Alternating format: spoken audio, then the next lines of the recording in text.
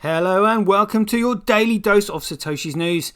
Today's date is Tuesday the 23rd of August 2022. Without further ado, let's just jump straight into it. BuyBSV.live, the best place to buy Bitcoin SV online, the original protocol and genuine Bitcoin. Here we go. Check this out for a title. 100 Bitcoins suspected of belonging to Satoshi Nakamoto moved to another wallet after 12 years of inactivity. I mean, it still blows my mind that these people don't seem to know who Satoshi Nakamoto is. This is hilarious. Anyway, let's get into this. So, Jakarta, a Bitcoin address that has been inactive for 12 years, suddenly sent 100 BTC, which was divided into two transfers. Bitcoin Whale Tracker Alert, or Bitcoin Whale Tracker Whale Alert, reported the findings in his Twitter post. Meanwhile, Daily Hodl reports a blockchain data monitoring tool, a BTC parser, said that two previously active Bitcoin addresses in 2009 had moved a combined 100 Bitcoins just minutes apart, as Whale Alert tracked in a series of tweets. The older of the two addresses was created on November 22nd, 2009, and just sent a little over 50 Bitcoins to an unknown address. The newer of the two addresses was created on November 23rd, 2009 and has just sent a little over 50 Bitcoins to another unknown address. While the two addresses originally held 50 Bitcoins each, they have received small amounts of BTC during their more than a decade of existence. A small amount of Bitcoin sent to this address is likely called a dusting attack, which is usually an attempt to reveal the identity of the wallet holder. It is Bitcoin that was mined from the early generations. Traders are watching the movement of Bitcoin because they want to see the possibility of Bitcoin creator Satoshi Nakamoto making a withdrawal or transfer of his BTC. Nakamoto himself is predicted to have 1 million Bitcoins. It's actually way more than that, which is worth more than $43 billion at the current Bitcoin price. That's BTC core coin, not Bitcoin, by the way. Meanwhile, the activity of the two addresses above occurred less than 11 months after BTC was first mined, namely in January 2009. That first mining incident also happened less than 12 months before Satoshi disappeared. The last publicly known digital footprint, also known as Satoshi's last sighting, occurred in December 2010 on the Bitcoin Talk online forum. Back then, the creators of BTC were talking about a Bitcoin software update designed to prevent denial of service DOS attacks. In November 2009, the price of Bitcoin traded at around 1/10 of a cent US dollar per coin. While at the time of writing, Bitcoin is trading at a price of... Crikey, what's that? So that would be 625,916,985 IDR. The price of BTC has increased by 0.2% in the last 24 hours based on data from CoinGecko. Who cares? Honestly, it's so funny. Oh, who could Satoshi Nakamoto be? Well, try the only person who's still maintaining the Bitcoin protocol as it was with any economic commodity value. Dr. Craig Wright. All the others are useless, worthless security offerings. It's ridiculous. And check this out. Look at this. Bitcoin's longest serving lead maintainer calls it quits, names no successor. This is a classic case of rats fleeing the sinking ship as we know it, because they know that they have corrupted the protocol, turned BTC into an absolute piece of garbage, utter crap, and people have sunk millions into it. I think the market cap of BTC went to $1 trillion once, all pumped by Tether. There's no utility use case in there whatsoever, hence no value. If something is useless, it is worthless. If something is useful, it's valuable. Can you use BTC for anything? No, and they'll tell you you're not meant to. And if you're stupid enough to believe it, well, that's Darwinian theory at its finest. So let's get into this then. Here we go. Bitcoin's top developer lead maintainer Vladimir van der Laan has confirmed that he's retiring. Van der Laan is the second successor to Satoshi Nakamoto, apart from Gavin Andresen, and is one of the few people in the world with final commit access to Bitcoin Core's GitHub. Nakamoto held here this administrative key, which was passed to Gavin Andresen and then to van der Laan. Well, more like Gavin was driven out by pitchforks, and van der Laan, being a blockchain developer, Look into the story, you'll know what I'm getting at.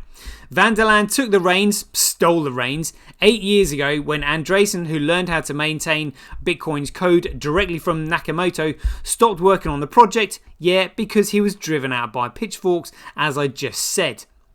In fact, he didn't stop working on the project, he was literally booted out, and his access to the GitHub repository was just simply revoked. Absolutely ridiculous. So Coolcoin's longest serving lead maintainer, Vladimir Van der Laan, has maintained that Coolcoin repository for even longer than Nakamoto, but indicated in January last year that he planned to start phasing out his involvement because he is a criminal. In a blog post, he cited bizarre arguments on social media, because you're a crook, and other interests that he'd like to pursue, while also expressing concerns about being a centralized bottleneck for Bitcoin's development. He just wants out. He doesn't want to be holding the bag when the fingers get pointed at him for passing off BTC as Bitcoin, fundamentally changing it so it's nothing like it and isn't a peer-to-peer electronic cash system as defined in the white paper. He knows it, we know it. The only people who don't know it haven't got a peanut between their ears. And last week he cited burnout, whatever, pathetic excuse, as another major reason for resigning, saying he'd hesitate to get involved in another thankless, idealistic, open source or research project. Whatever, he was just paid by the powers that be to screw it up. Bitcoin developers are essentially volunteer workers. Whatever, again they say that because they're taking donations so they don't want to pay tax. What a load of crap. A few receive charitable donations, there we go, from other wealthy Bitcoiners or companies to subsidize their labor. Even with these donations, most developers are underpaid relative to similarly skilled developers working in other industries. Van der Laan pointed out that criticism for years-old mistakes was one reason he tired of his profession. Despite his fatigue, he categorically denied rumours that he'd become involved in any other crypto coin projects. He just wants out. He doesn't want anything to do with this. When the dam breaks and people find out that the original protocol and genuine Bitcoin is BSV, which he's been slagging off. Oh dear, it's coming for you. It is going to catch you up. Van der Laan's career accomplishments. Gavin Andreessen nominated Van der Laan to become Bitcoin's lead maintainer when he stepped down in April 2014. He was driven out. There is no way that he would just say, I'll nominate Van der Laan. What a load of crap. Since then, Van der Laan has been involved in the day-to-day maintenance of all aspects of Bitcoin's development. That's Coolcoin BTC, not Bitcoin.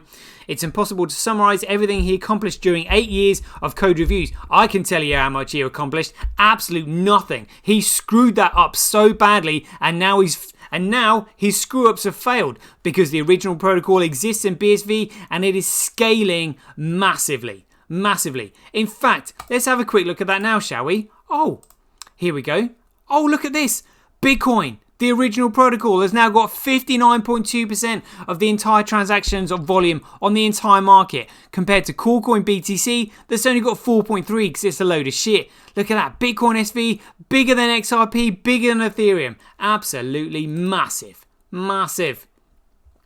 So, it's impossible to summarize everything he accomplished during the 8 years of code reviews, upgrades, F-ups, should we say, bug fixes, what a load of crap, distribute arbitration, and software maintenance, what a load of crap. One example of the work he carried out was prioritizing splitting the Bitcoin Qt wallet away from the peer-to-peer core code and speeding up in sync the Bitcoin Qt wallet with the rest of the network. He also planned to create deterministic addresses and improve Bitcoin's documentation. Change it and screw it up, you mean? What a load of crap. More recently, he floated the possibility of switching ownership of bitcoincore.org to an organisation rather than a single owner. He also mentioned encouraging others to set up mirrors of Bitcoin Core software. He wants Bitcoin to be decentralised. What? I thought it was meant to be decentralised already. Away from bitcoincore.org, one of the few places people download the latest version of Bitcoin software. In 2020, he oversaw a Twitter spat over variable naming conventions in Bitcoin Core's code that nearly led him to depart as lead maintainer. Should have gone then. Oh, look at this. Craig Wright harassed and sued Van der Laan. Well, I wonder why. Because Craig Wright is Satoshi Nakamoto. He is the issuer of Bitcoin and has copyright over the white paper already. Anybody want to dispute that? He'll take you to court. Prove it in court. If you actually think it's real, then you'll win. But unfortunately, you won't win because everybody knows he is Satoshi Nakamoto. Van der Laan has also been subjected to a lawsuit from the litigious self-proclaimed creator of Bitcoin. In fact, the only chain leader who's maintaining Bitcoin with any economic commodity value. I wonder why that would be. Australian computer scientist Craig Wright. In various courts around the world, Wright has repeatedly falsified documents, what a load of crap, and even reportedly perjured himself. Well, where's the proof of perjury? Otherwise he would have been done for perjury. In the presence of a judge. Funded by billionaire and Bitcoin Satoshi Vision BSV promoter Calvin Ayre. Billionaire. Craig Wright has got so much more money than Calvin. I think Calvin's got like 1 billion. Craig's got hundreds. As a long history of using his fortune to harass Bitcoiners in court. Wright once named Van der Laan as a defendant in a lawsuit that claimed ownership of Nakamoto's white paper. That's why Van der Laan will be fleeing this sinking ship, because he knows it's right. Despite years of claims to be Nakamoto, Wright has never publicly signed a transaction. Well, actually, he's done it privately. For one of Nakamoto's wallets. Moreover, Ayre and Wright's fork of Bitcoin BSV is worth just 0.3% of Corecoin BTC. Not for long, buddy. Not for long. Wright sent legal notices to several websites demanding they take the Bitcoin white paper down, but many government officials opted to defy his harassment, hosting the paper on governmental domains. BitcoinCore.org briefly took the white paper down, leading to heavy criticism of Van der Laan. Yeah, they took it down immediately because they knew. Other websites like Bitcoin.org remained defiant in the face of Wright's demands. He hopes Bitcoin will become even more decentralized. Yeah, because it's completely centralized by Blockstream. Van der Laan has not named any direct successors. Nobody's going to want that position. No way. Instead of hoping that his departure will help Corecoin BTC become more decentralized. Oh my god. His ultimate hope is that Corecoin BTC will decentralize Satoshi's GitHub Comet access key to such an extent that Bitcoin will no longer need an official lead maintainer. Van der Laan blogged that he planned to delete most of his duties, or delegate most of his duties. He indicated a willingness to take on a background role leading to retirement, responding only in the event of an emergency. Commenters like Eric Wall blamed Bitcoin maximalists, often called maxis, for driving Van der Laan out of his job by making maintaining Bitcoin not super fun anymore. Many digital asset community members have long called Bitcoin maximalist toxic. Van der Laan responded to Wall's claim, saying he is not retiring from for any single reason. Yeah, apart from the fact that he's going to be his ass is going to be sued by Dr. Craig Wright, who is Satoshi Nakamoto. Last year, Van der Laan outlined a possible plan for what might happen after his departure. His plan included the possibility of decentralizing development duties, moving away from reliance on GitHub to host the code, and finding someone else to send release candidate mails to the official mail list for Bitcoin developers. Bitcoin Dev and Bitcoin Core Dev. The Bitcoin community has repeatedly thanked him for his 8 years of service. I would never do it or thank him for that. As Corecoin's leader. For more informed views, follow us on Twitter, blah, blah, blah. Whatever. Wow. So there we have it, people. Hope you enjoyed that show. That's 30 minutes. We'll leave it there. As ever, be aware, take care, stay safe out there, and we'll see you in the next one.